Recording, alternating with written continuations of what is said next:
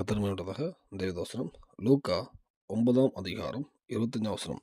மனுஷன் உலகம் முழுவதையும் ஆதாயப்படுத்திக் கொண்டாலும் தன்னைத்தான் கெடுத்து நஷ்டப்படுத்தினால் அவனுக்கு லாபம் என்ன? கத்தரிமையுள்ளதாக இந்த வசனத்தில் பார்க்கும்போது இயேசு சொல்லும்போது உலகம் முழுவதும் ஆதாயப்படுத்தினாலும் அது எந்த வகை ஆதாயமானாலும் சரி, உலக ரீதியாக ஆதாயமாக இருந்தாலும் சரி, ஆவிக்குரிய ஆதாயம் இருந்தாலும் சரி, எல்லாத்தையும் ஆதாயப்படுத்தியிருந்தாலும் உலக ரீதியாக நீ அதிகம் சம்பாதிச்சு பெரிய கோடீஸ்வரனாக இருக்கலாம். எது பண்ணியிருந்தாலும் தன் ஜீவன் நஷ்டப்பட்டுனா மரித்த பிறகு பலத்தின் மிகுதியாக மரித்து போன பிறகு அந்த ஜீவன் நஷ்டப்பட்டுச்சுன்னா ஒரு லாபமே கிடையாது. ஆவிக்குரிய விஷயத்துலையுமே அநேக ஜனங்கள் ஆதாயப்படுத்திருக்கலாம்.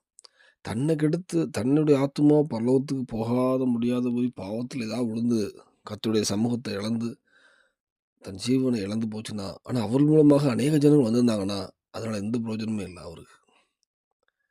இந்த வேளையில் நம்ம வாழ்க்கையில் நமக்கு இருக்கிற அந்த நித்திய ஜீவனை விடாதபடி காத்துக்கொள்வோம்.